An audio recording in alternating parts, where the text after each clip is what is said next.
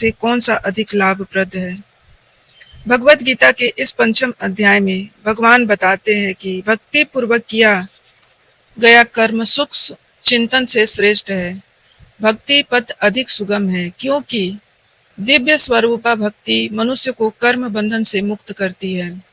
द्वितीय अध्याय में आत्मा तथा उसके शरीर बंधन का सामान्य ज्ञान बतलाया गया। उसी में बुद्धि योग अर्थात भक्ति द्वारा इस भौतिक बंधन से निकलने का प्रयास कैसे किया जाए ये बताया गया। तृतीय अध्याय में ये बताते हैं कि भगवान की ज्ञानी को कोई कार्य नहीं करने पड़ते।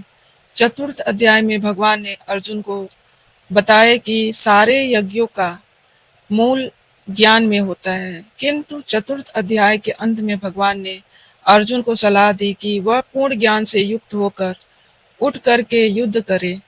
अतः इस प्रकार एक ही साथ भक्ति में कर्म तथा ज्ञान युक्त अकर्म की महत्ता पर बल देते हुए कृष्ण ने अर्जुन के संकल्प को भ्रमित कर दिया।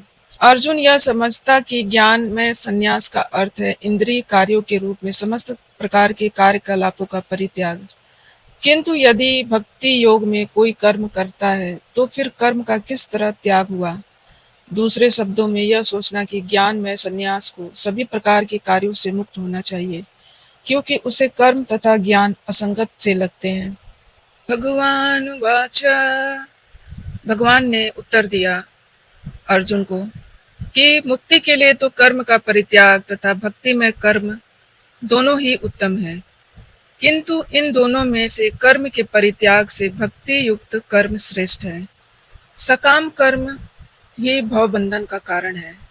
जब तक मनुष्य शारीरिक सुख का स्तर बढ़ाने के उद्देश्य से कर्म करता है तब तक वह विभिन्न प्रकार के शरीरों में देहांतरण करते हुए भवबंधन को बनाए रखता है। अर्थात दोस्तों, यदि हम अपने इंद्रिय सुख के लिए तो हमें बार बार मृत्यु के बाद शरीर ग्रहण करना पड़ता है, और जब तक हमारी इंद्रिय तृप्ति पूरी नहीं हो जाती तब तक हमें भगवान एक शरीर से दूसरे शरीर में भेजते रहते हैं। इस भौतिक जगत में लोग इंद्रिय तृप्ति के पीछे मत हैं। वे यह नहीं जानते कि उनका क्लेशों से युक्त यह शरीर उनके विगत सकाम कर्मों का फल है। यद्यपि शरीर नाशवान है किंतु यह नाना प्रकार के कष्ट देता रहता है। अतः इंद्रिय तृप्ति के लिए कर्म करना श्रेयकर नहीं। जब तक मनुष्य अपनी असली स्वरूप के विषय में जिज्ञासा नहीं करता उसका जीवन व्यर्थ रहता है, और जब तक वह अपने स्वरूप को नहीं जान लेता तब तक उसे इंद्रिय तृप्ति के लिए सकाम करना पड़ता है। और जब तक इंद्रिय तृप्ति की इस चेतना में फंसा रहेगा इंसान तब तक एक शरीर से दूसरे शरीर में उसे जाना पड़ता है।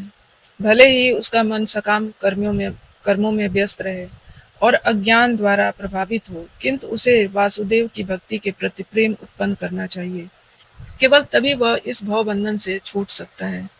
अतः यह ज्ञान ही मुक्ति के लिए पर्याप्त नहीं। जीवात्मा के स्तर पर मनुष्य को कर्म करना होगा, अन्यथा भवबंधन से उबरने का कोई उपाय नहीं है। भगवान कृष्ण के भक्त होकर कर्म करना सकाम कर्म नहीं है। पूर्ण ज्ञान से युक्त होकर किए गए कर्म वास्तविक ज्ञान को बढ़ाने वाला है। बिना भक्ति के केवल कर्मों के परित्याग से बद्ध जीव का हृदय शुद्ध नहीं होता। जब तक हृदय शुद्ध नहीं होता तब तक उसे सकाम कर्म करना पड़ेगा, परंतु भक्ति कर्मकर्ता को स्वतः सकाम कर्म के फल से मुक्त बनाता है, जिसके कारण उसे भौतिक स्तर तक उतरना नहीं पड़ता। अतः कर्म संन्यास से ज्यादा श्रेष्ठ होता है क्योंकि संन्यास में नीचे गिरने की संभावना बनी रहती है। भक्ति से रहित संन्यास अपूर्ण है। जैसा कि रूप गोस्वामी कहते हैं कि जब मुक्तिकामी व्यक्ति श्री भगवान से संबंधित वस्तुओं को भौतिक समझकर उनका परित्याग कर देते हैं तो उनका संन्यास अपूर्ण कहलाता है। संन्यास तभी पूर्ण होता है जब वह यह ज्ञात हो कि संसार की प्रत्येक वस्तु भगवान की है और कोई किसी भी वस्तु का स्वामित्व ग्रहण नहीं कर सकता। वस्तुतः मनुष्य को यह समझने का प्रयत्न करना चाहिए कि उसका अपना कुछ भी नहीं, तो फिर संन्यास का प्रश्न ही नहीं उठता।